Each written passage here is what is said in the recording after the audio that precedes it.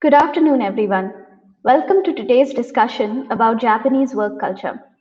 Workplace is always full of challenges, especially when you are working with people from different cultural backgrounds. Japan is known for its uniqueness, and it goes without saying that Japanese work culture vastly differs from the rest of the world.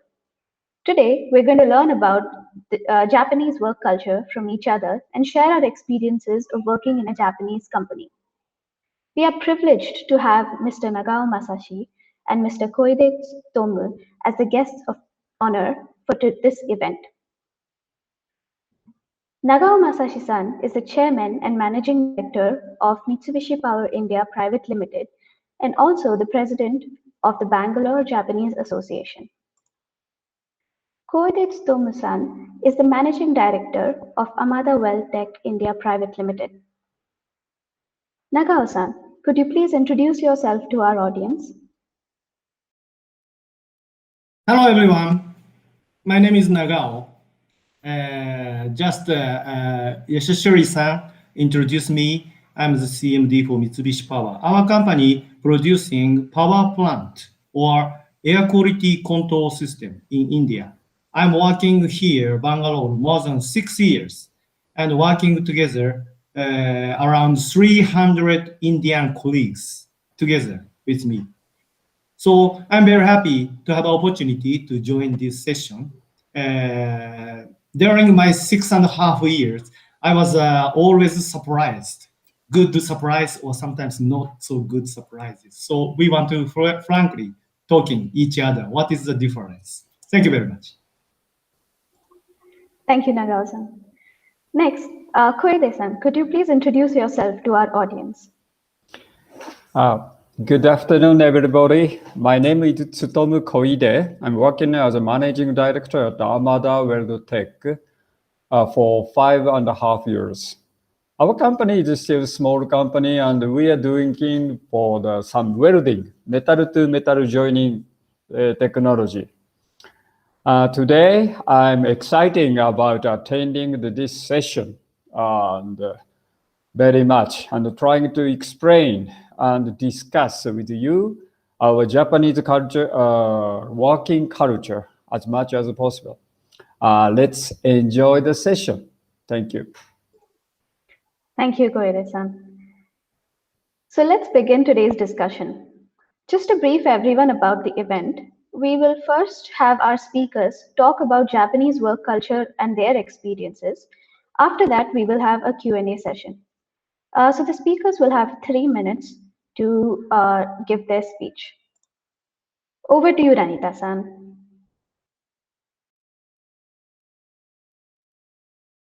Thank you, Yashisi-san. So let's begin today's discussion without much ado. Our first speaker is Yashwant-san, and his topic is delivery schedule in a Japanese company.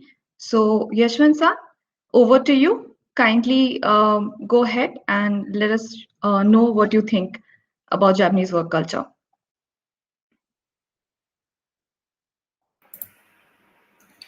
Yes, thank you. 皆さん、こんにちは。はじめまして。私はエシュワントバットと申します。今、バングルールに住んでいます。バングルールの横川インディアでプロジェクトコーディネーター、通訳者として働いています。よろしくお願いします。はい、よろしくお願いします。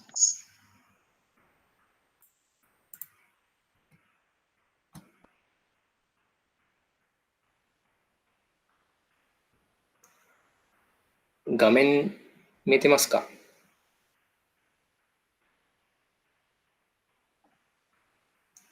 Can you see my screen? Yes, your screen is visible. Okay. Can you see my screen? Yes, it's visible.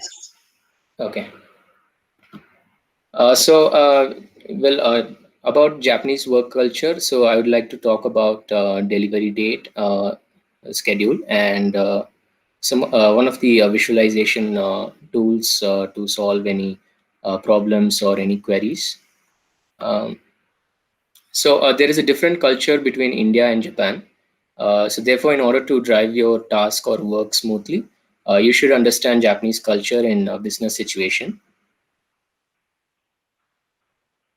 Talking about delivery date, well, Japanese tend to think that if a person cannot meet a delivery date, must not be trusted, even if the quality of work is great, and even if there is a reasonable reason.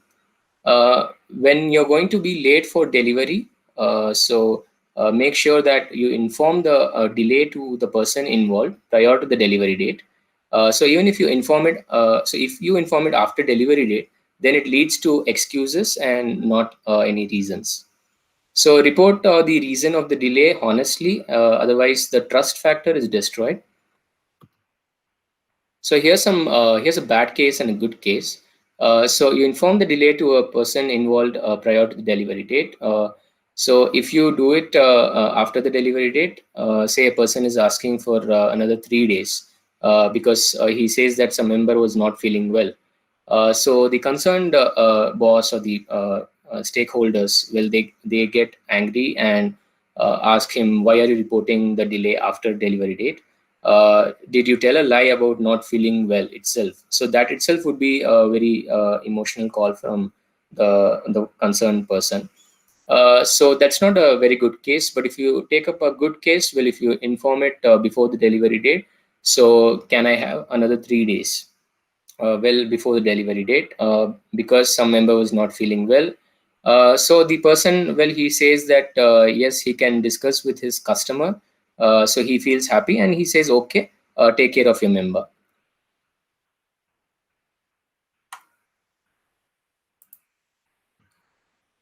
So that's all about the delivery date. Let me talk about visualization. So we have to simplify complicated things. Complicated things can mean a problem, doubt, query, or request, etc. So we have to provide value by explaining or expressing those complicated things in simple terms. So as concerned persons, may not be familiar with it. They may hear it for the first time, and they may not know any technical words. There's also a different culture and language involved. So if there is a visualization like this where it's expressed or explained in paragraphs or lines, like what the mistake is, and well, the person concerned he thinks that I don't feel like reading it. So a better way would be to this is one way of visualizing, which is tabularization form. So you talk about the problem, you divide it topic wise, and well, you distinguish the main topic and the subtopic. It becomes very simple, and well, you can divide the table, categorize it into analysis and what the solution or the precautions would be, and any other remarks.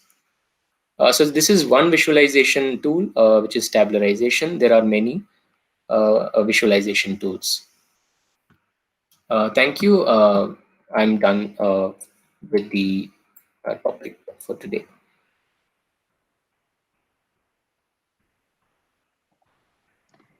Thank you so much, Yashwant-san. Yeah.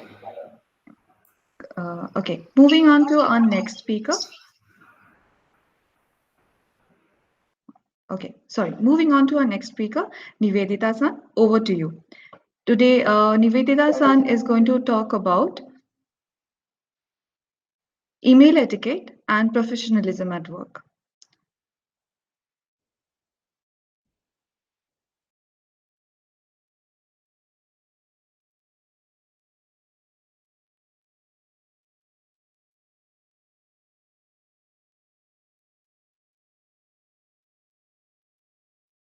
Hello, everybody. Is my screen visible? Yes, it's visible. Thank you. So a very good afternoon to all of you. My name is Nivedita, and I have now been working with Japanese companies for a little over 4 years. And today, I'm just going to talk about email etiquette. This is something which many people might already be aware of, but this is pretty much like a small refresher, right? So I'm going to start off now. Of course, there are different kinds of language. There are different ways to speak a language with respect to all languages in the world. Similarly, with Japanese, there is a polite language which you use in business settings called keigo, right? And Keigo is what is primarily used in most business settings, even if you are working with your colleague or your clients for many years now, right? And with respect to email etiquette as such, there is a particular order which needs to be followed, right? We will look at an example and we will see the elements of the example together. Now, what you normally have is you have an opening, something like a hello, and then you talk about, you say, you kind of introduce yourself, and then you have the contents of the email, and later which you end the email, right? Now, if you look at this example, if you look at number 1, there is a subject. It clearly indicates what you're going to talk about so that your client or your colleague is aware of what you're going to talk about.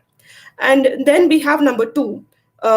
This is like a opening greeting. So this would be Heike. This would be something along the lines of hello or greetings in English. And later what you do in number 3 is that you identify your recipient clearly as to you first write the name of the company, which is Maru Maru Kabushiki Gaisha, as I've written. So if it is, for example, Toyota, so you write Toyota Kabushiki Gaisha, and below that you write the department of your recipient and then the name of your recipient. And you always, instead of using just san, it is better, san is okay if it is a colleague, but it is always better to use sama when you're talking to a client or somebody higher than you in your own company. So after you are done identifying the recipient, as in point number 3, you go on to introduce yourself. You might ask, what is the point of introducing myself when my client already knows me? But this is considered a standard format, and this is considered a level of politeness. In sometimes there might be people in the thread who are completely new to this thread, who are just CC'd in the previous email. So it's always a good practice to introduce yourself in every email, like watashi no namae wa Nivedita desu or Nivedita de gozaimasu. It's Moseba ni natte orimasu. And what you can do for the content when you come to the main body of the email is that you can divide it. So like Yashwant-san mentioned in his previous email, all text in jumbled up in one paragraph does not look good, and it might confuse the recipient. So it is always good to divide your content as in 5, 6, and 7 over here. Now, if you notice, there is a small bunch of red text, right? You are suggesting the client to have a meeting at a specific time. So you can use these inverted Japanese commas, and you can even highlight the color in red if you want to make it clear for them, so that this specific line does not go unnoticed, so it does not go noticed by the recipient. And you might know that in English emails, writing something in red text is considered quite rude. But in my experience so far, I have noticed that that's not the case with the Japanese. It is okay to mention something in red as long as you just want to call their attention to what you're trying to say. And when you're trying to set up a meeting, it is always good to offer them a few more options. It's not like the recipient will always be free on the exact date that you are free, that you are suggesting to them, right? So it is always good to include a few more days. And at the end, when you're done with your email, maybe you can say something like, I look forward to your email, which is in point number 7. And you can close with Keigo, which is pretty much like warm regards or yours sincerely. So if you might notice in number 3 here, this is for emailing a single person. Sorry about that. You see here in number 3, it only talks about a specific person, a department. This is for when you're emailing a particular person. But when you're emailing multiple people in the same thread, you might simply add the company name of the recipient, and you can add kakui, meaning everybody who is involved in that thread. And finally, there might be unique phrases. For example, here, if you notice the place where the red arrow is, you might see this unique phrase. Normally, if you're not seen this before, you might read this as gogatsu ame or may rain, but excuse me, something like that. But the correct reading of this would be something like samidare desu sumimasen. And this is a phrase when you are following up with multiple emails. You forgot to email something in the previous email, and you're emailing them once more. So then you can use this phrase saying, sorry to email you so many times, but this is what I mean to say, right? So apart from this unique expression, there might be other unique expressions as well, which are used in Japanese business emails. So you can always either ask the recipient as to what they meant in a polite way, or you can Google it up and understand. So this was just a basic overview of email etiquette. Thank you very much.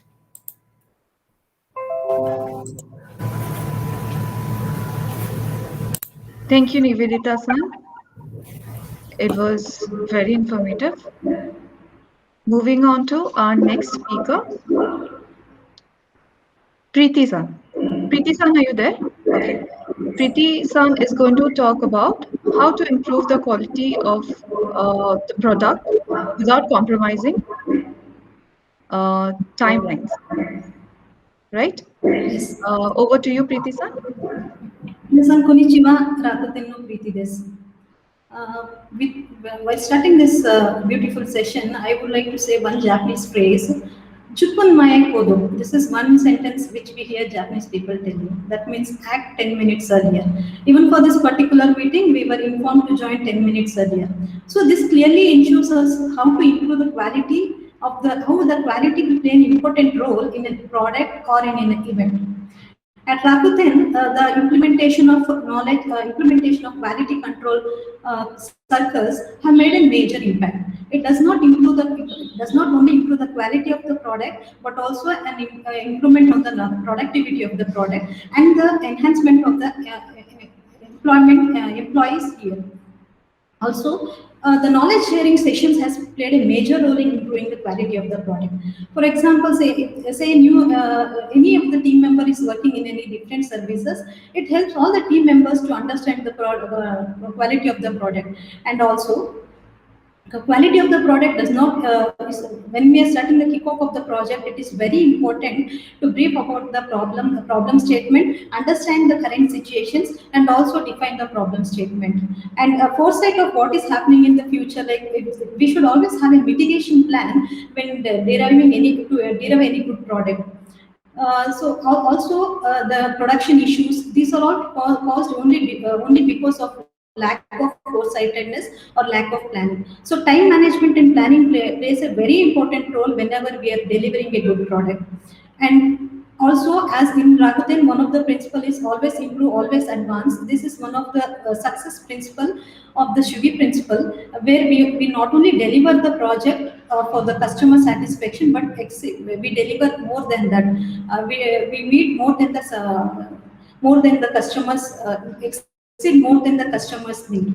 And it is also advisable to set up stand-up and daily meetings in such a way, as we are working in different locations and different time standards. So it is important to set that meetings in such a way that everyone is involved in meetings, and can give their opinions. And every person's opinion is important when managing such heavy projects and to deliver a good product.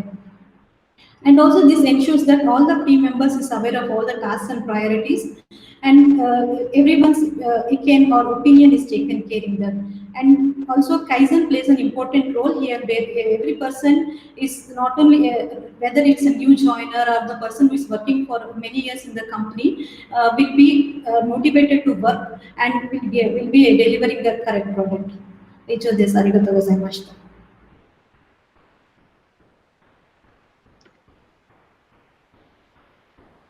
Thank you so much, Preeti-san. That was very informative. Moving on to our next speaker of today.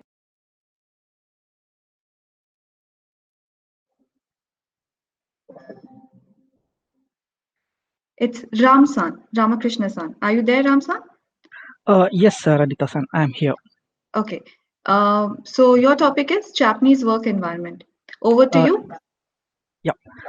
Thank you. Thank you, team, for this opportunity to share my thoughts on the Japanese work environment. So to introduce myself, I am Ramakrishna. I started working in a manufacturing company and later moved to IT. I have worked in manufacturing for around 6 years and later in IT for around 14 years. But I think my experience at a Japanese manufacturing company was quite good, and I still remember those days. So I want to share my experiences in the manufacturing company with the team today. So to give a broad overview, I will be talking about the Japanese work environment, the special or unique things which a Japanese work environment contains, like quality circles, kaizens, etc. To start with, I think unlike other companies, the Japanese manufacturing companies have a very well documented and structured process. All the steps which employee has to do will be documented with the screen visuals. And just give me a moment. Yeah, sorry for that. And once a product is assembled, I think there are multiple quality checks. There will be quality checks by the person who has done it, and there will be a quality checks by the other quality control people. There will be a lot of discipline, and there will be a lot of time management over there, and there will be good importance to the relationship as well. And we can see that higher management people interact with workers without any hesitancy. And whenever there is a problem, the management or the people do not concentrate on the problem, but give importance on how to avoid those problems in future. So that's the main thing in a Japanese environment which I observed. And also another thing is we do have an uniform which is the same for all the people, the employees and the CEO, whoever it is, wears the same uniform. So that's something about the Japanese environment which I observed. And a few other unique things are about 5S. We know that 5S is Seiri, Seiton, Seiso, Setsuke, and Shitsuke. So all these are observed and followed in a structured way in a Japanese environment. And we also know of another thing, I guess, that is Kaizen. Kai means change and Zen means good. So it's continuous improvement. So continuous improvement is also given, a lot of importance in a manufacturing company. There are standard ways, like you are provided standard forms. There are drop boxes to share your opinion, and there is a management committee which connects regularly, pick up those suggestions, get into a meeting and analyze to which suggestions to give priority, and implement those. And apart from that, there is also another unique thing called quality circle, wherein people who are working in a similar environment come together and solve the problems.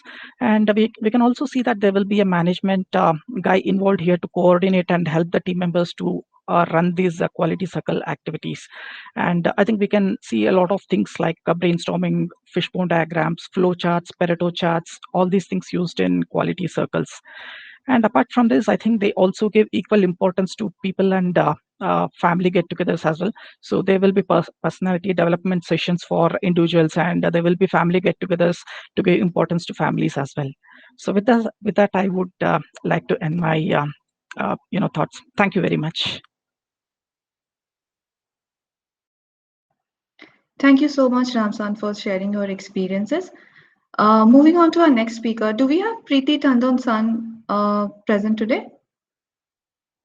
Okay, looks like she is not here. We'll move on to our next speaker.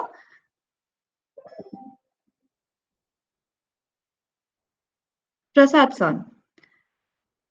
So Prasad-san is going to talk about process versus results, managing expectations of your Japanese boss.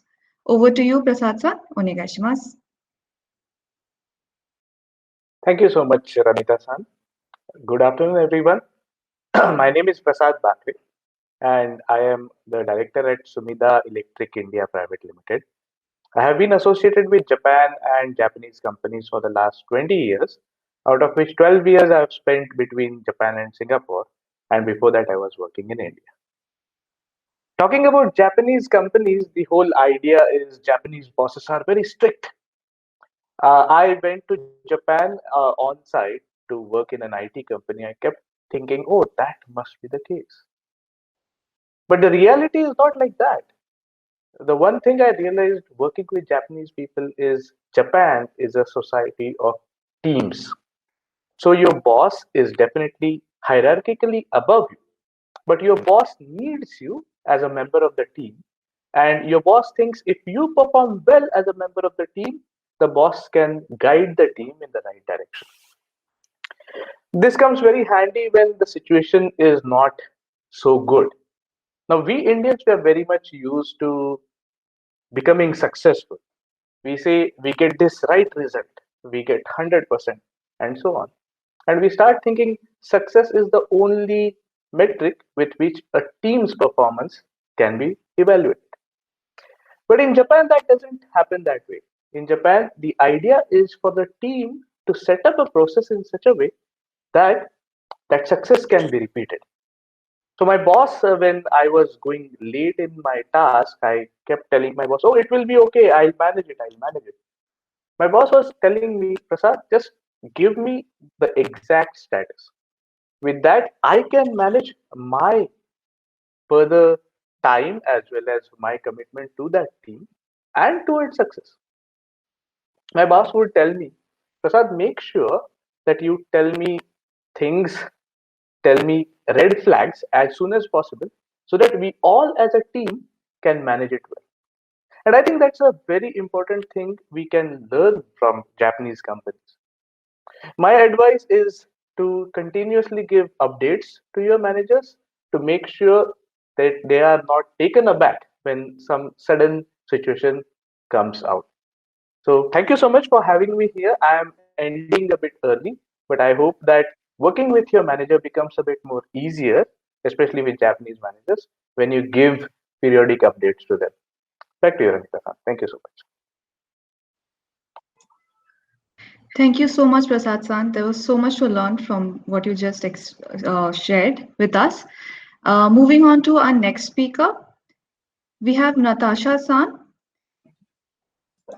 Hello, everyone.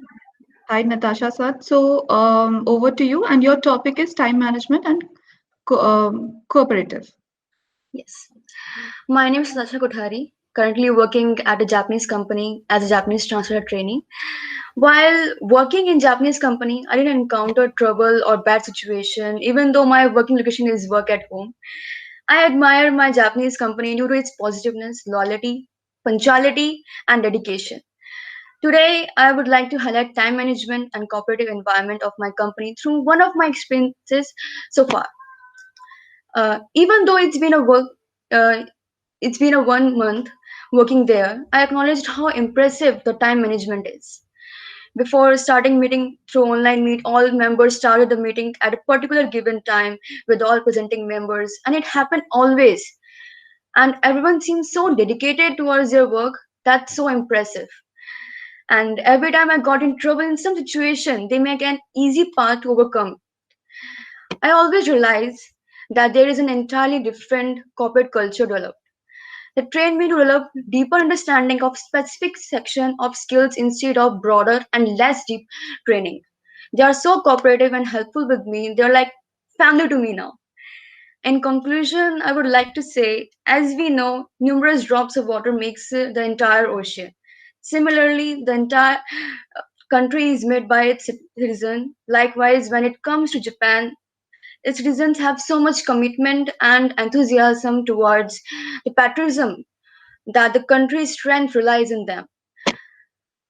Uh, I want to also like to highlight that their citizens work so hard to reach their maximum productivity level that will in turn the profit for the nation.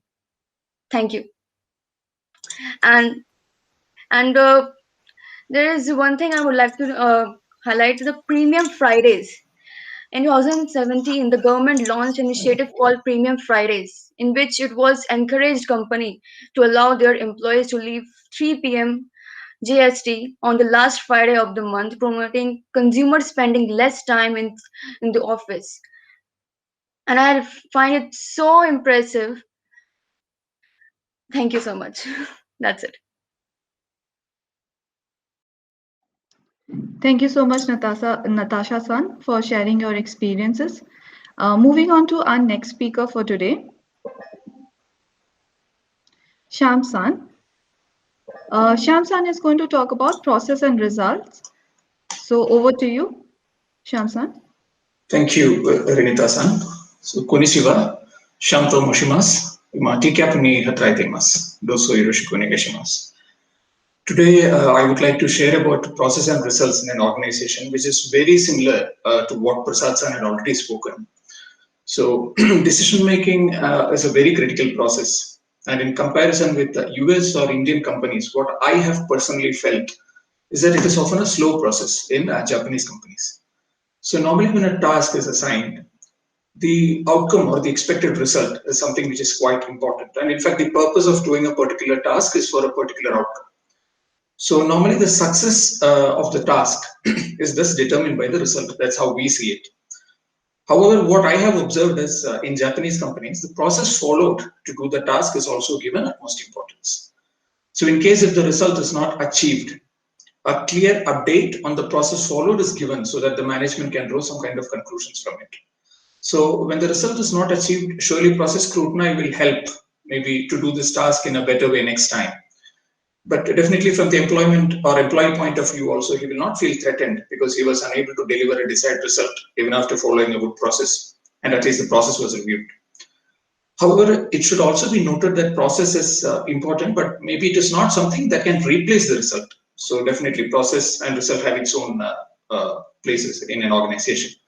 So I was wondering, sometimes employees may also feel insecure that the task assigned was not a very important one, because even without the results, the activity was dropped, or probably it was an experimental tag, or probably some lack of vision was there or something like that. So when there is little clarity on how to do a task, I mean, you know what exactly needs to be done to deliver this task. It is very easy to draw a timeline and do it. But when a task requires a great amount of innovation and there is no prior experience for you to do that, it becomes extremely difficult. And also how to draw a timeline is also not very clear. So there is a high possibility that such tasks may not yield a good result. So this is something that has always amused me, and in such areas, looking at the process will be a great deal of motivation for the employee as well. And it is something which requires quite a lot of thinking. So when a company is trying to venture into unexplored areas, how to ensure good results or how to decide when to stop and probably we should try something else, this kind of output could be given by the management by proper process scrutiny. So this is very much in line with what Prasad San has told, as I already mentioned. So that would be all from my side. Thank you. Thank you so much, Shyam-san. That was very informative. Moving on to our next speaker, do we have Asha-san with us today? Okay, so we'll move on to the next speaker, Manasi-san. Manasi-san is going to talk about power harassment. Over to you, Manasi-san. Yeah. Hi, my name is Manasi, and I've been living and working in Japan for past 13 plus years. I know when I want to thank, before I start, I just want to thank for this opportunity to speak here. When I received the agenda for this session, I realized that my topic was a bit on the heavier side, but having worked here and also having experience in multiple countries, this is something which I found quite starking, and I realized it's part and parcel of the work culture here. And I just wanted to bring it up to this forum. So there is a word for power harassment here. It's called as power hara, and it's inbuilt in the work culture. So in other the most of the local people don't realize it so much. But as a foreigner who's been working here, I find it quite like relevant, and find it, I observe it every day. And few of the signs I've noticed of power hara at work environment are like abuse. It could be mental or physical. Physical is not so much prevalent, but mental kind of abuse would be like, talking about, knowing you understand Japanese and still talking about your country in a negative way, right? So that's something which comes across as power harassment. Also excessive demands. Usually the other local native people may not have so much work pressure or work demand, but as a foreigner, you might be given a lot of tasks, and the timeline may or may not be so much feasible, or they may not consider, or your manager may not be very considerate of the time you have, right? So that's something part of power harassment.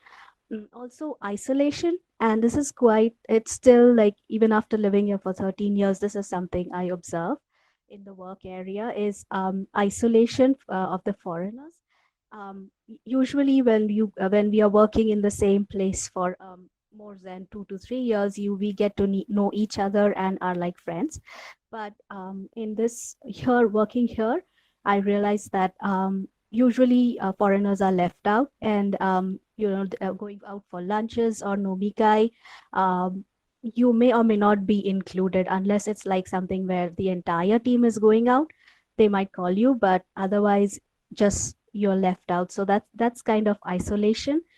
Even when there is like discussions or topics the group are talking, they may or may not include you in that. So that's kind of an isolation that as a foreigner you can feel. The other was demeaning demands are like, as I mentioned, it's quite similar to excessive demands.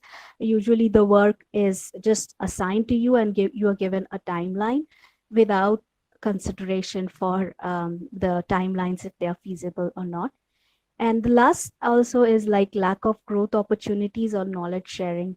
So usually the concept is that as a foreigner, you might return back to your own country, or probably the importance is given more to local people. So usually the local people are given more growth opportunities, whereas as a foreigner, you may or may not get that kind of growth opportunities or knowledge sharing from your team members or your direct managers.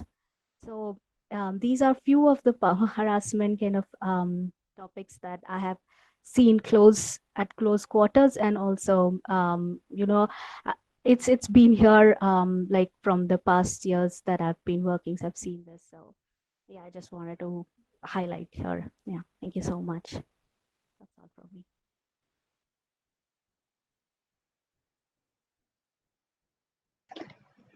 Thank you so much, Manasi-san, for sharing your views. We'll move on to our next speaker for today, Vikas-san.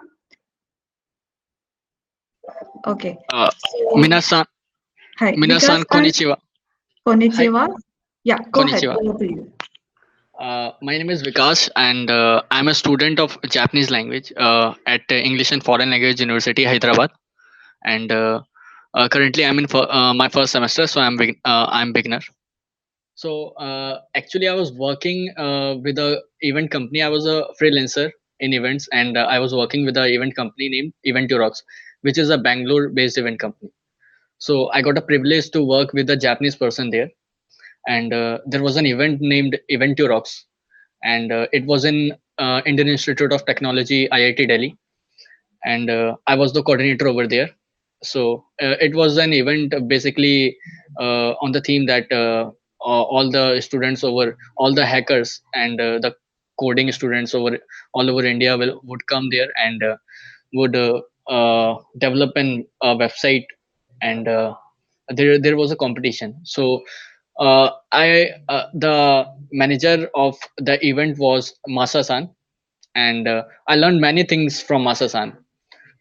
In that small span of 2 days, he was very active towards his work, and I like the way he was handling everything and everyone on time, and he was ensuring that everyone is getting like food, and means the management of Masa-san was very good. And the second thing I like the most was his polite nature, and he was the first person that I've ever met, first Japanese person I've ever met, and the impression was so good. And I always try to acquire some etiquettes from Japanese culture, as they are very dedicated towards their work, and they are very punctual on time, and also I think they are very polite with their words. And I've read a book named Ikagai. So I think uh, the Japanese formula of discipline and living life can help an individual in many aspects. And about work, I haven't worked with any Japanese company for a long time. Means I haven't worked with a Japanese company or with a Japanese person for a long time. So I'm not known about these things. Just I am a student, and I'm sharing my view of this. Arigato gozaimasu. Thank you so much, Vikas-san. Thank you for sharing your experiences. So moving on to our next speaker, Sudha-san. Sudha-san is going to talk about Nomikai. Over to you, Sudha-san.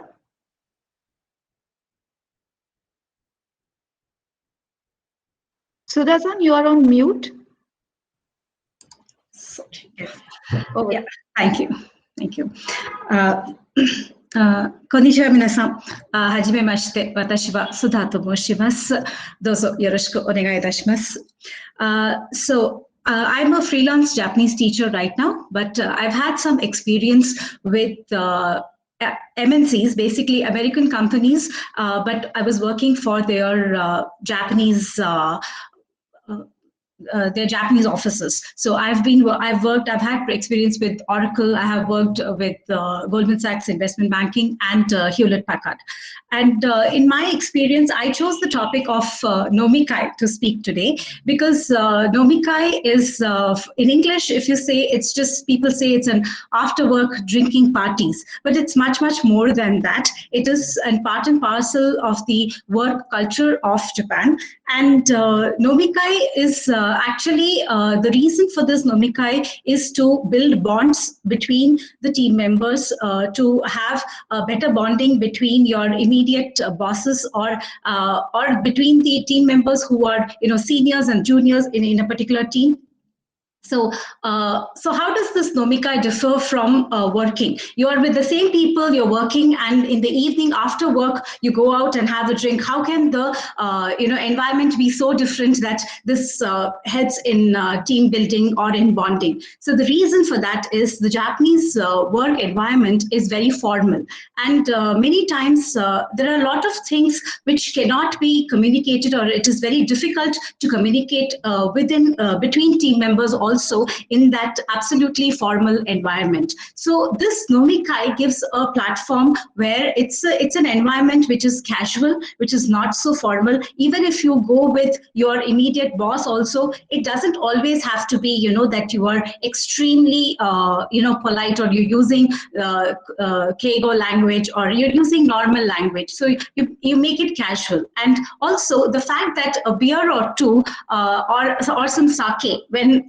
people have had that, then they loosen up a bit, and they're more forthcoming to give advice to others. People are more forthcoming to even listen to any kind of criticism. So it is kind of made, I would say, people get more approachable in a Nomikai. So that is what, and that's how the Japanese have created they've coined a term called nominication, because it takes the nomi from Nomikai, and that comes from the verb nomu, to drink. So and nication comes from the communication part of it. So once you've had some, once you're a drink or two down, then your communication lines open up and you are better at communicating. So, and personally, I had one experience of attending a Nomikai session with my co-workers, with my team at Goldman Sachs Japan. So I had gone for a 2-week training period, and they took me out for Nomikai, and it was a nice feeling. And plus, it is always done in the in a bar restaurant called the traditional bar restaurant called izakaya. So there you are sitting down on the tatami mats, and then you get to taste beer or all kinds of sake, and so it's a good cultural experience, at least initially. When especially when you're going there for the first time, it was a very good cultural experience for me.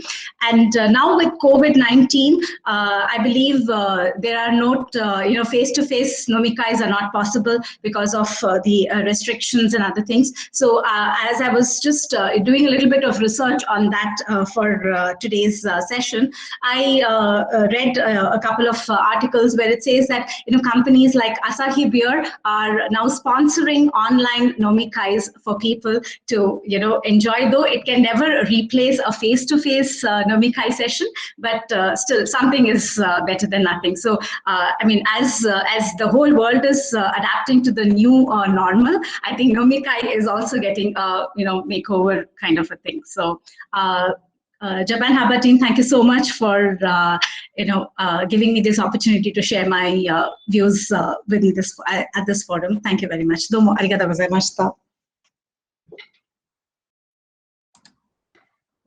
Thank you so much, Sudha-san. That was very informative.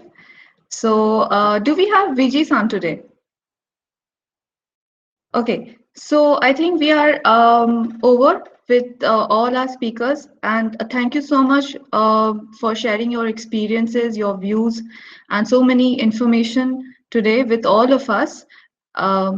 we have received quite a lot of questions from audience as well as from speakers. So we'll directly move on to the questions. We'll request our guests of honor, Nagao-san and Koide-san, to answer them. And I'll directly move on to our first question. So this is from our audience. The number of Japanese learners are increasing in Bangalore. Please tell us the importance of Japanese ability or efficiency required to work at a Japanese company. Hi, Nagao-san, onegaishimasu. Okay. Everyone, thank you for the very excellent presentation. There's a lot of interesting viewpoint. So for the question one, first of all, I want to say the Japanese language is one of the tools, but working with Japanese companies, all the people already acknowledge about the not only the language itself, but the background culture, how to work or what to work, and how to collaborate each other, and how to timekeeping management method. Such kind of Japanese culture might be much important. But of course, the people who know the Japanese and can speak fluently, that is quite helpful. But in my opinion, the working culture or working style or working background is much important. And not so insist about N1 or N2 or something like that. That is my opinion. How about Koide-san? Okay. Thank you, Nagao-san. I thought this question come from like a situation who want to work in Japanese company in Japan. Is that not correct? Maybe you're talking about Indian working in Japanese company in India, right? It's a general question. So general question, yeah. Yes. Oh, yeah. Okay. Simply, Japanese are not as Indian people who can speak frequent English. That's why you need to talk to Japanese only. Simple. Yes. Thank you so much, Koide-san and Nagao-san, for sharing your answers with us. We'll move on to the next question for today. Yes. So our next question is, what is the most irritating behavior of Indian people for a Japanese businessman? And this question has been submitted by Prasad-san. So Koide-san, Nagao-san, onegaishimasu. Koide-san, please. Okay. So in my case, just simple. They're saying and doing are different. That is makes me confused and sometimes get upset. Okay, saying different. Hi. Hi, Nagao-san, onegaishimasu. Yeah, almost same as Koide-san, and some presentator, Yeshwant-san, already stated, in case of delay, inform earlier, before delay happened. Because our working culture is team working. That means someone delayed. Back end people, next step people affected much more than upstream people. So we are always taking care about downstream people, how to work efficiently. But generally speaking, Indian people's consideration is when delay will be found, then explain. But I think it is already noted that if informed beforehand, we can making any other countermeasures. But delay happened we have nothing to do, or only one thing, only excuse. That is the most problem.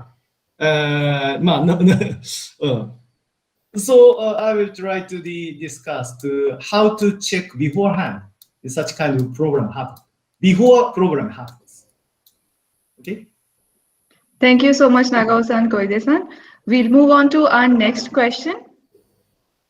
So this is about Shinyu Shine. So we have some people who are joining a Japanese company for the first time or as a fresher. So we have two questions. What is expected from a fresher? This question has been submitted by Deepta-san. And the next question is, how will I be able to adopt to Japanese culture smoothly when I start working in a Japanese company? So it looks like both of them are new as freshers. They want to join into a Japanese company, and what should they expect? Over to you, Nagao-san and Koide-san. That is also difficult to answer. But in my opinion, the fresher itself, we are not so much expected because they are fresher. We should teach them, and we are waiting 1 year later their response or something like that. But on the other hand, we have much expected other mentor or senior person around them. Already there is a lot of experienced people around them, so they will try to teach, lead, announce. Such kind of action will be making the one team much better, stronger. That is one important point I expected. And also the company itself, fresher coming, so everybody understand our company will be continue much more. That is quite important. Koide-san, please follow me. Thank you. Yes, we are expecting fresher as a fresher, positive mind. Yeah, if you join a Japanese company, maybe you feel something different. Not only Japanese company, I think. The environment is totally different, surrounding people different, maybe talking different. So don't take it negative and positive mind. Make yourself very positively and pay attention to many things and be more curious mind. Yeah. Yes. Yes, that is some company has a lot of expectation on him. But we know, yes, as Nagao-san said, freshman cannot do many things, but be positive way to follow the surrounding people saying. That is my opinion. Other than that, let me add one thing. Please doing a lot of mistakes. Lot of mistakes. It's a good big chance for the freshmen. They can't doing any mistakes because they are not knowing usual way. Sometimes that kind of mistakes give us the chance to changing our working style. So they should be ready to learn, and also they should have some positive mindset. Yeah. To learn and experience their work culture. When I freshman, I explained. Freshman is next to the CMD. You are the second position, second important position. Thank you so much. We'll move on to the next question for today. So the next question is how to break the ice with the Japanese colleague. This has been submitted by Manasi-san. So over to you, Koide-san and Nagao-san. Okay. First, you break your eyes on to become this is a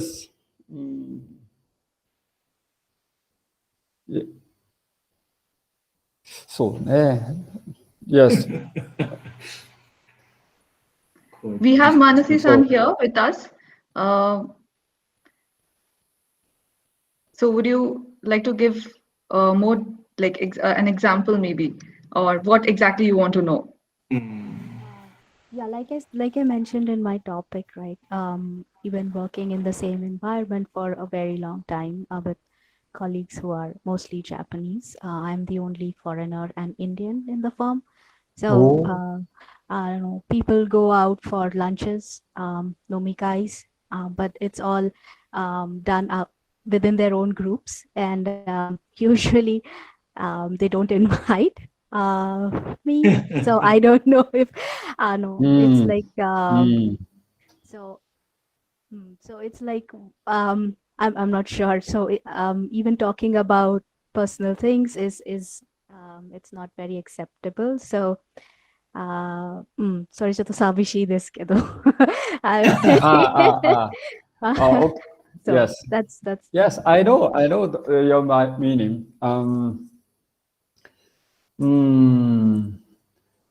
In my case, world standard is a greeting first, greeting first. Greeting first. Morning time, Okay, after lunch, or when you back to home. ね、おはようございます。こんにちは。お疲れ様です。はいはい。そ That れ is は the もちろ most んやっ easiest way. Yes, yes, yes. yes. Other than that ね、try to talking some small matter, such as a weather or sports or something. Also, many Japanese people doesn't know the Indian history or Indian interesting stories or background.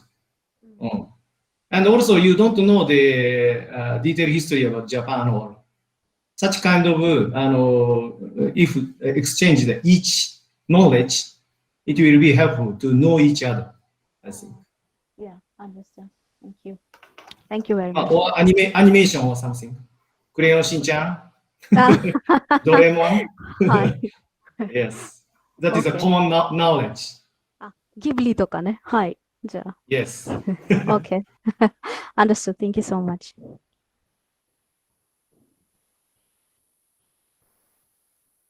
Thank you so much, Nagao-san, Koide-san. So moving on to our next question for today. This is a very popular question, I think.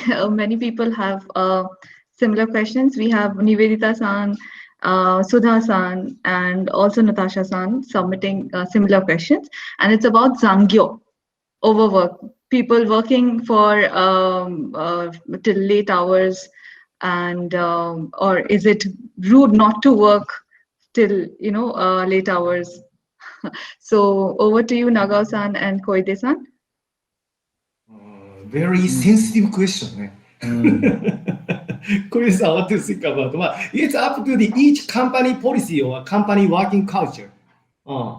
That is no one uniform day understanding for all Japanese companies. But compared to the European or US company, Japanese people likes to working longer time.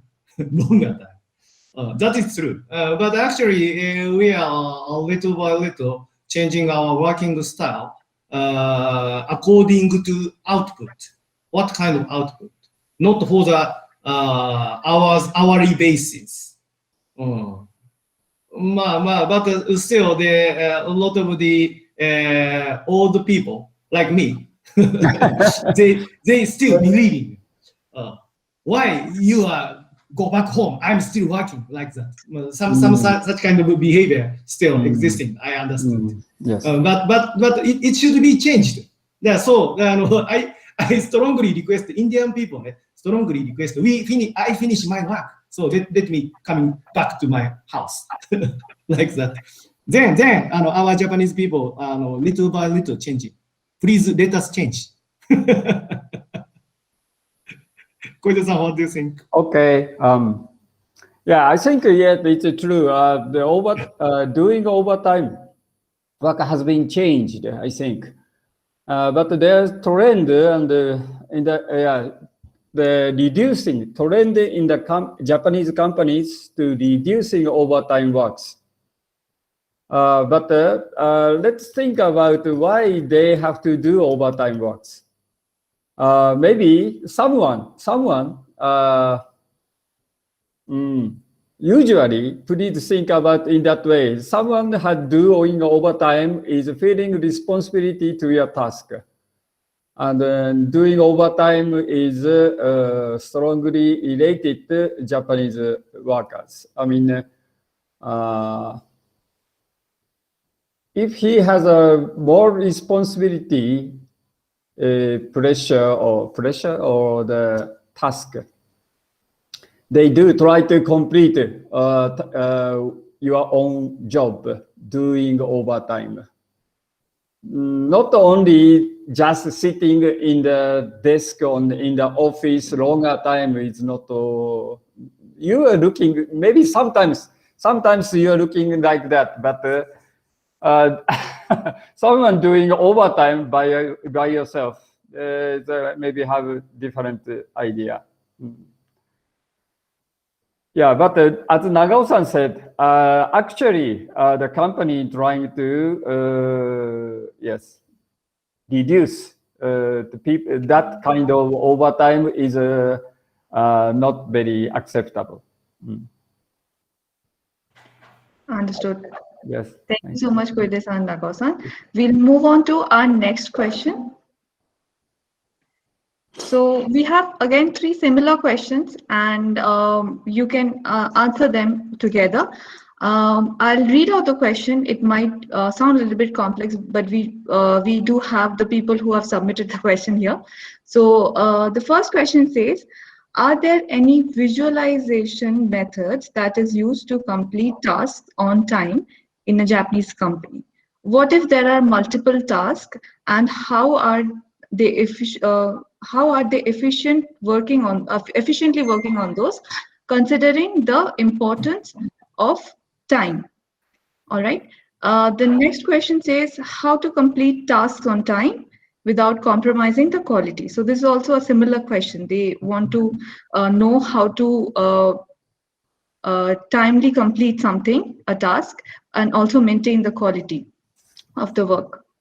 And secret of Japanese work perfection. So over to you, Koide-san, Nagao-san.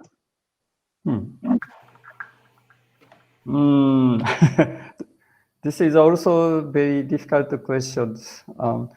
In my case, yes, I'm just doing some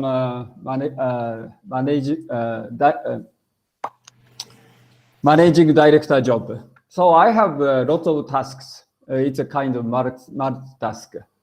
And then, but I have to, together with managers of our company, running company to the better way. So many tasks, how I can control the many tasks or management the many tasks is just try to do not forget about those. Making a memo, lots of memo. I'm writing a memo, always. Taking a small memo and bring it always. And checking those memo. If the small job has done, it crashed out. Those things.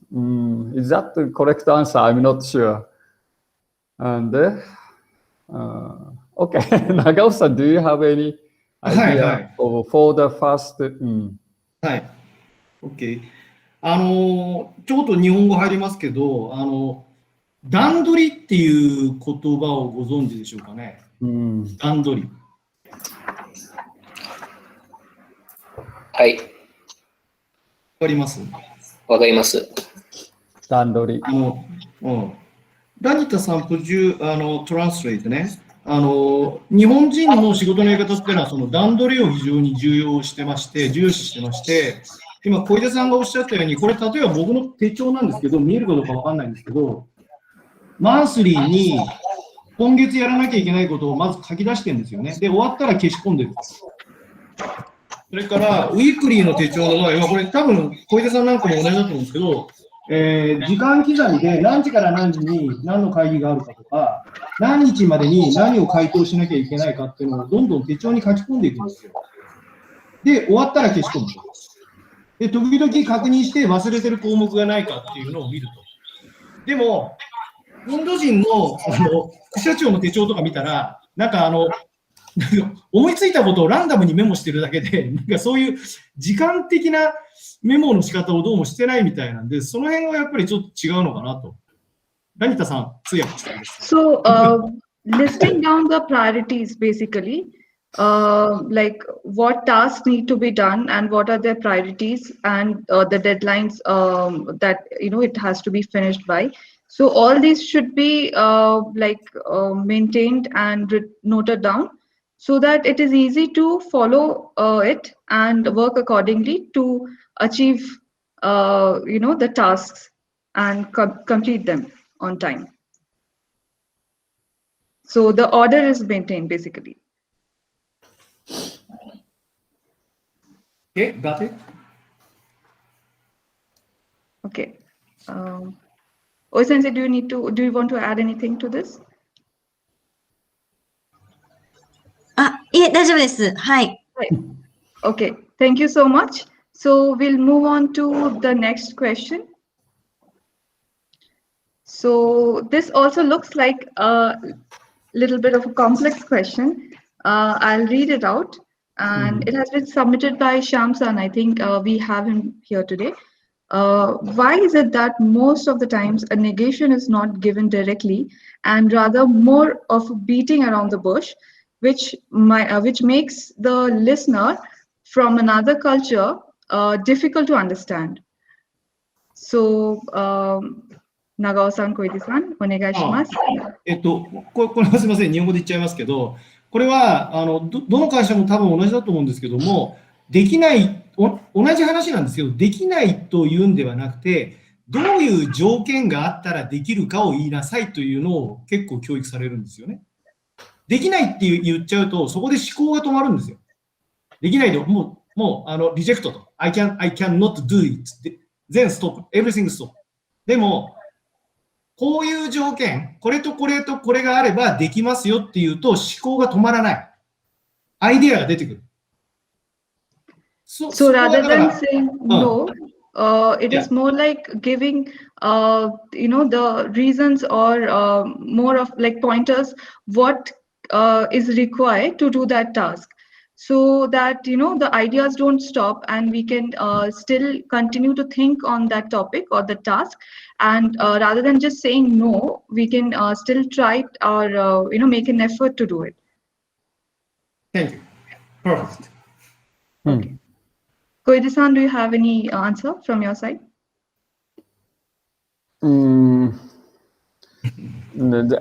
That's good explanation from Nagao-san, I think. Okay, so then we'll move on to our next question. So this is from Pradeek-san, and he wants to know, is it necessary to use kanji while writing in Japanese? For example, if you're writing an email or you're preparing a documentation, is it always important to use kanji? Not important, I think.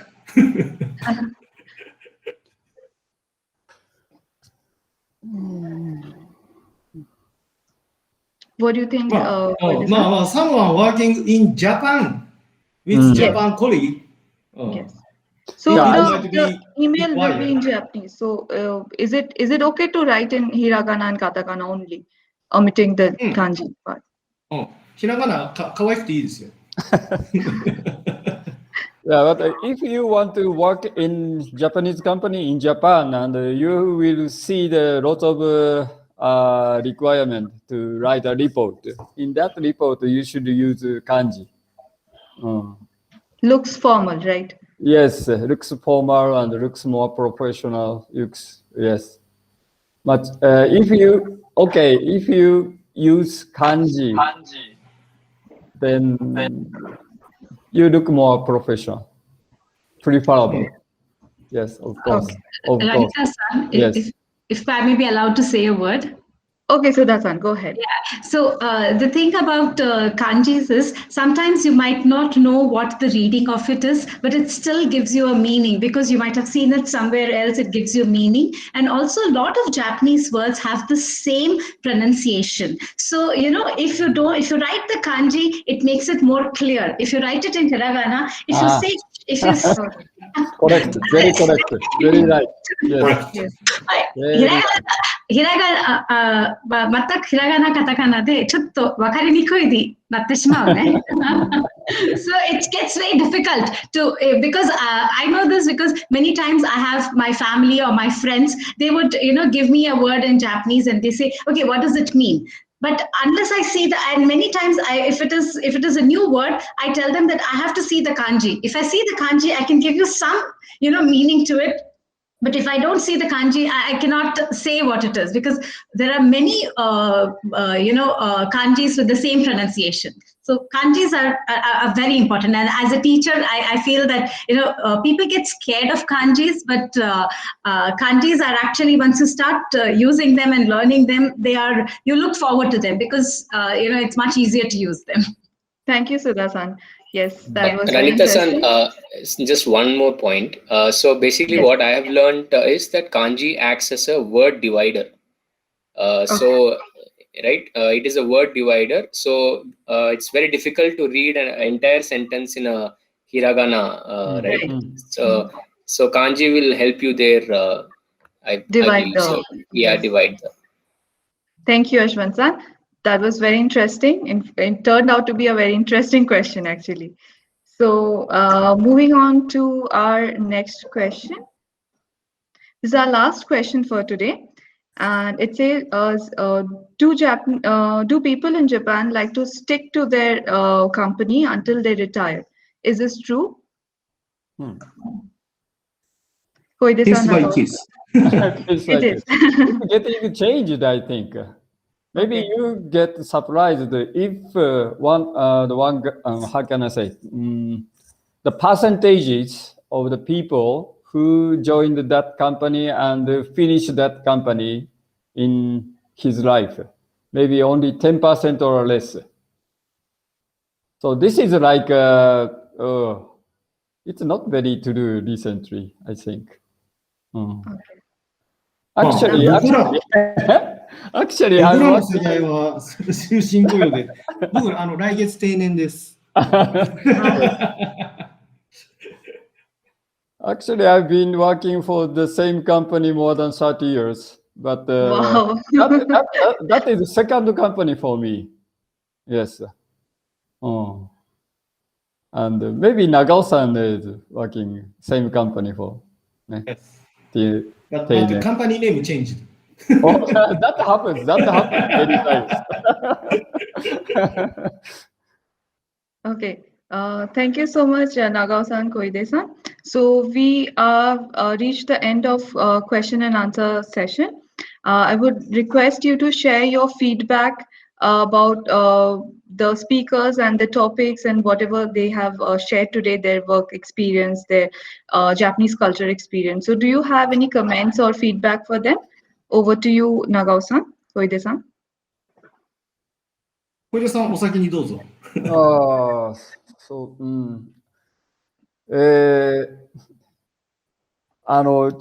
そうですね。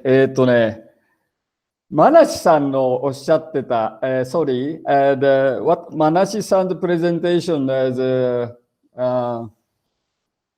it happens, yes. It really happens, I think. But it happens not only Japanese companies sometimes. And I am the one Japanese working in our Indian company. So sometimes there is a misunderstanding with my team members, company staff, and myself. Of course. So 頑張りましょう。そういうことに負けないで。Don't get looked down. But yes.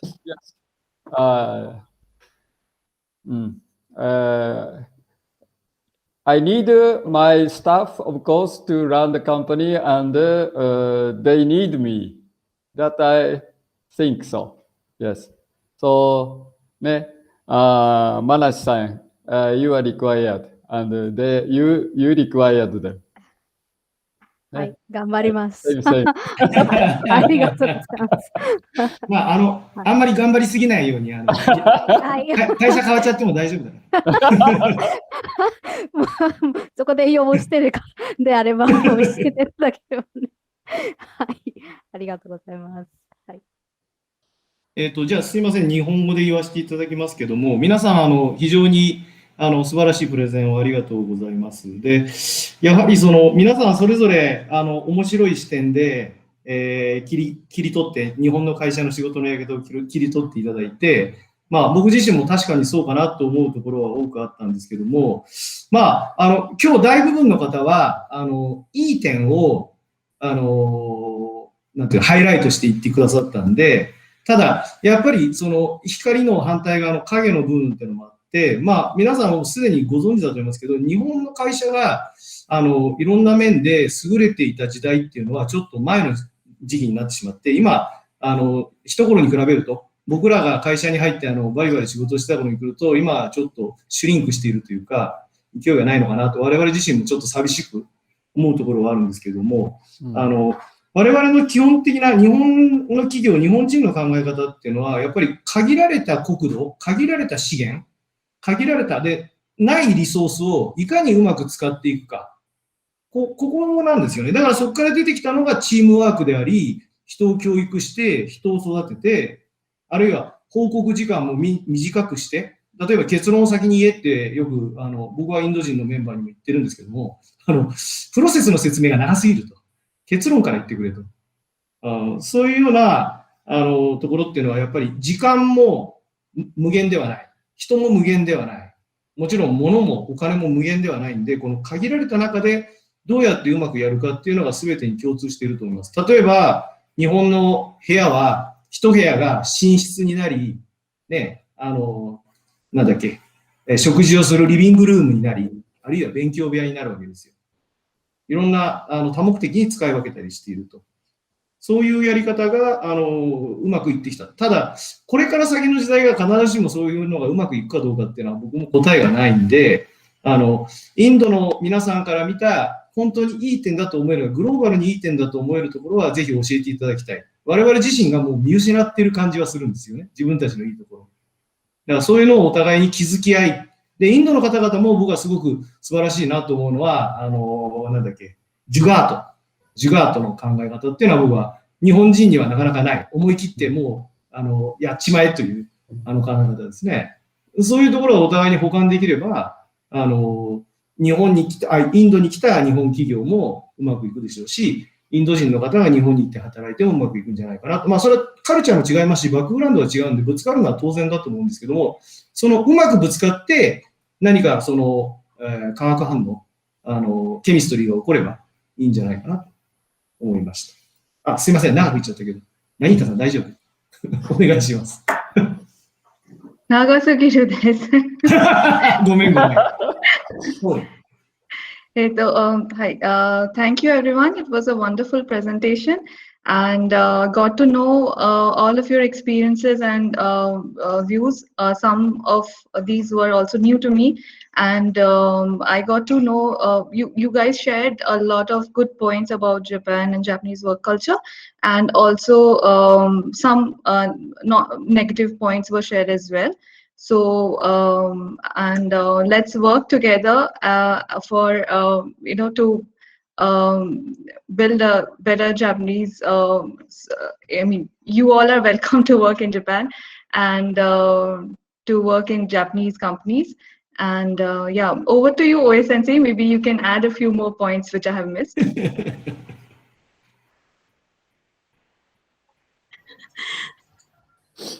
大丈夫ですよ。完璧。わかります。I would like to hello. Yes, Prasad-san. Sorry to disturb, but I really appreciate one point which Nagao-san has mentioned. I think everyone did hear it, but it is about finding some aspects of Japan which are actually very high as far as global standards are concerned. I believe Japan is one place where security of people is given a lot of importance. There are definitely a lot of questions around that, and I appreciate Mansi-san highlighting a part of that. But then giving importance to fit of people, giving importance to growth of people, that is something I think we can learn only in Japanese companies. Where I work for American companies, and the whole idea of investing in people is probably stronger in Japanese companies. So that's my two cents. Thank you. Oh, very nice. Thank you very much. Thank you so much. Okay. Over to you, ちょっと Yashashi-san. 今のごめんなさい。はい、先生。おい先生。ごめんなさい。やししさんどうぞ。Yeah, thank you. Thank you. I think we have another 5 more minutes left. We had a lot of questions from people watching over on YouTube. So I'll ask a couple of those questions to our guests of honor today. So the first question that was asked by the YouTube user underscored was, how prevalent is the use of instant messaging tools like Slack or maybe Line in Japanese companies? Is it more common in tech companies? Like, for example, in India, we use WhatsApp even to communicate work-related discussions and conversations. Do you have something similar in Japan as well?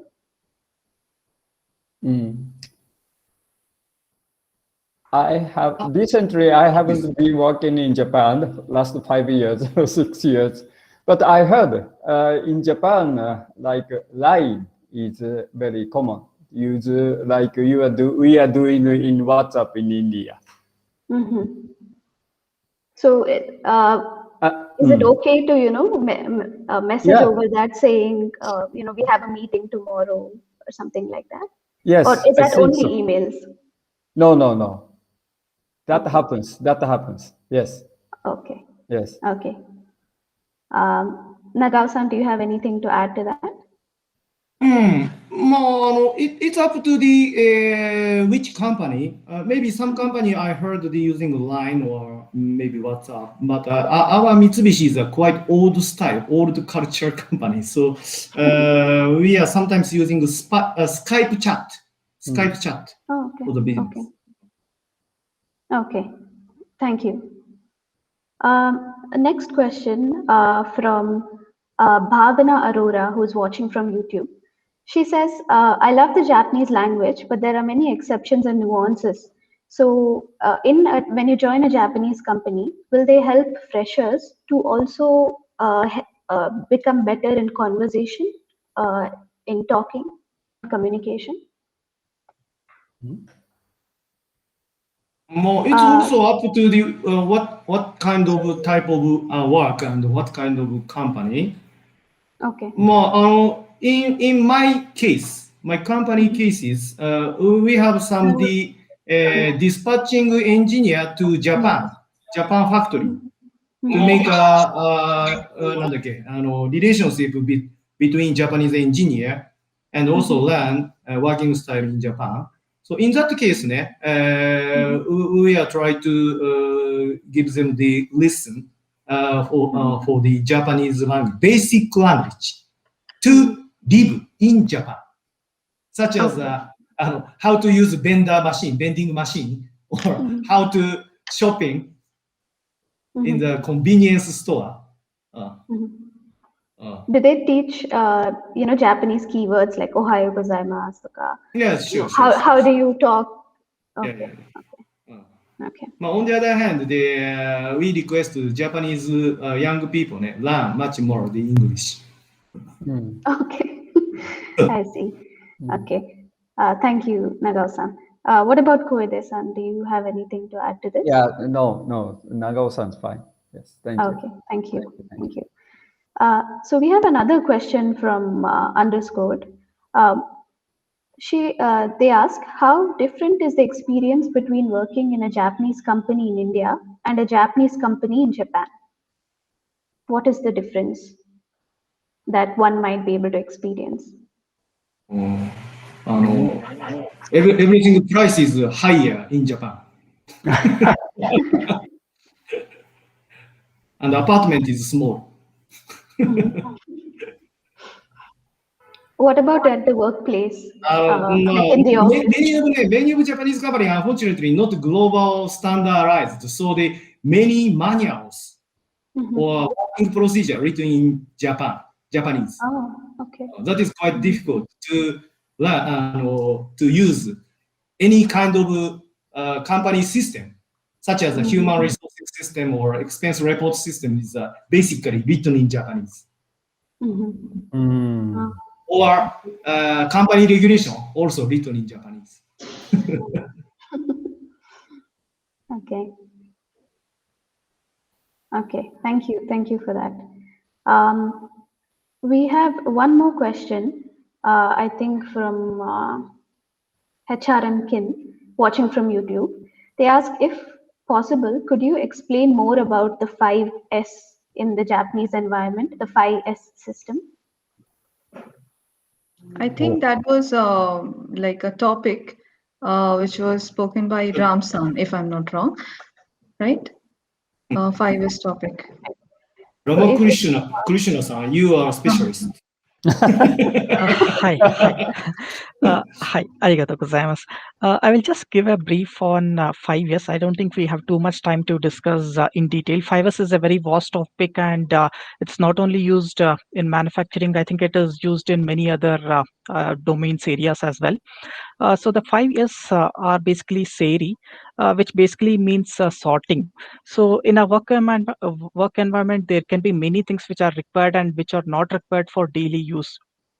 So we should only keep the things which we need immediately, and the things which we will need, say, after 1 month, after 1 year. We should not keep it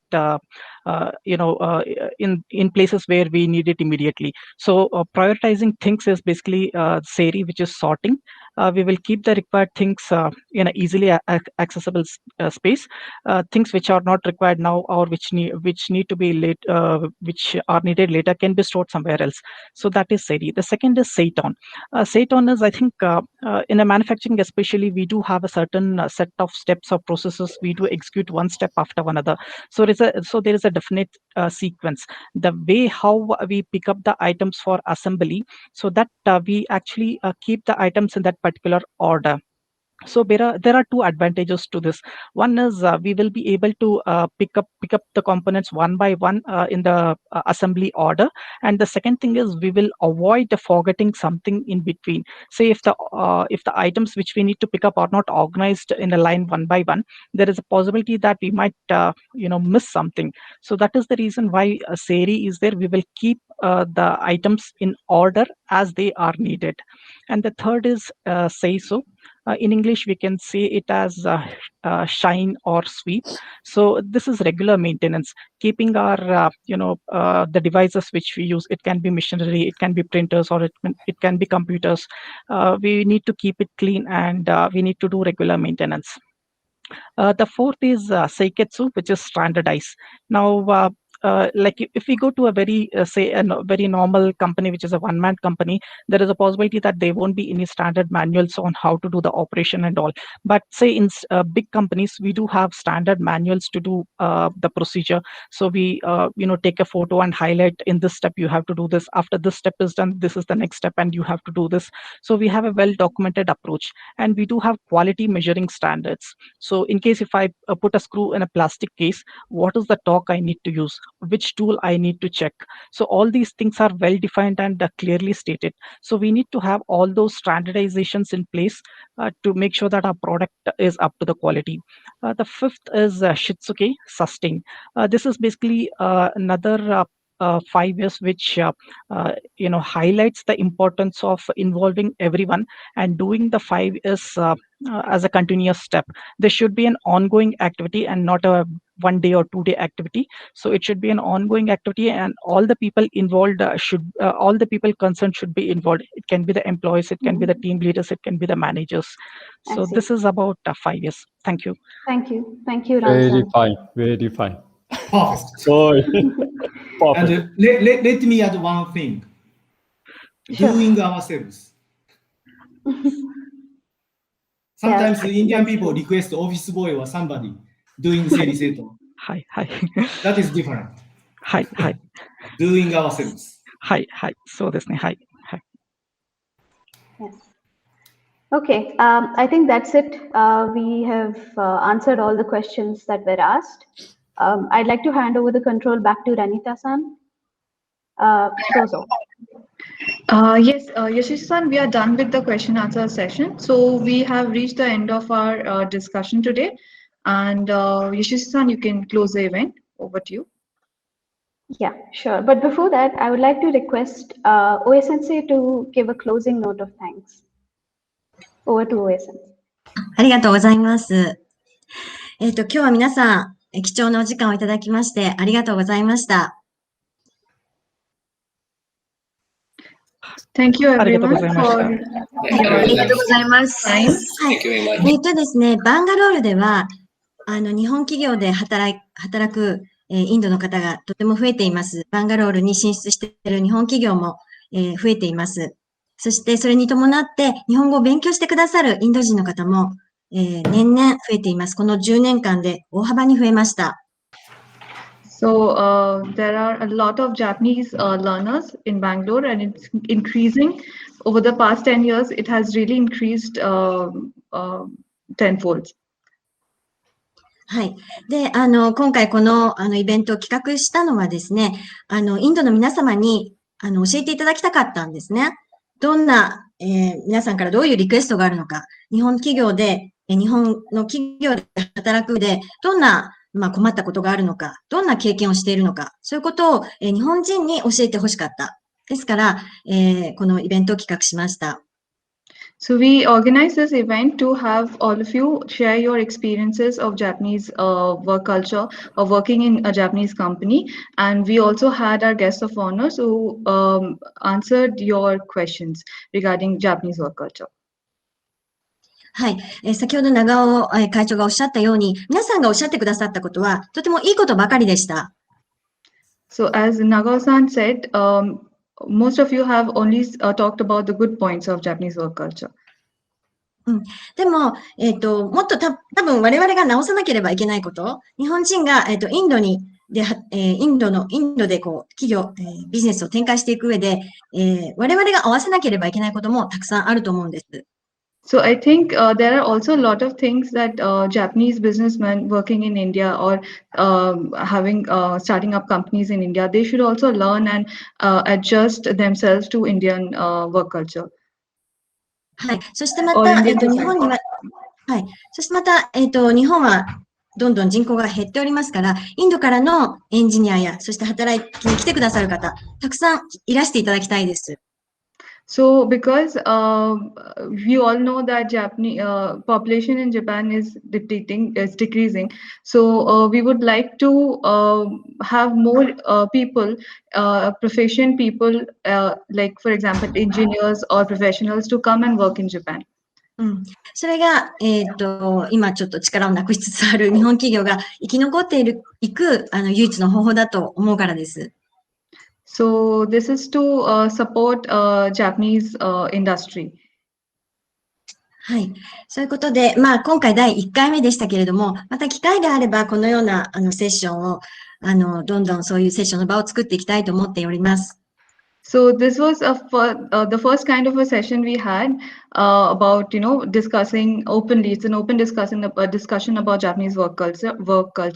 So if we have opportunity or chance, we would like to have these kind of sessions later in the future as well. はい。本日は本当にどうもありがとうございました。ジャパンハッパ、実行委員として皆様に御礼申し上げます。長尾さん、小出さん、お忙しいところどうもありがとうございました。Thank you everyone for your time. Thank you everyone. And effort. そして、はい、貴重な意見をシェアしてくださった参加者の皆様、聞いてくださった皆様、本当にどうもありがとうございました。Everyone who has participated today, special thank you to all of you. はい、MC の担当のはラニタさん。The coordinators are me, Ranita. はい、チャットコーディネーターはヤシャシュリさん。Yashishi-san has coordinated chat. はい、イベントコーディネーター、全のコーディネーターはラニタさんと、それからソハムさん。Event coordinators are again me, Ranita and Soham-san. そして私はおえでした。はい、どうもありがとうございました。はい、ありがとうございました。Thank you very much. ありがとうございました。Thank you very much. Thank you.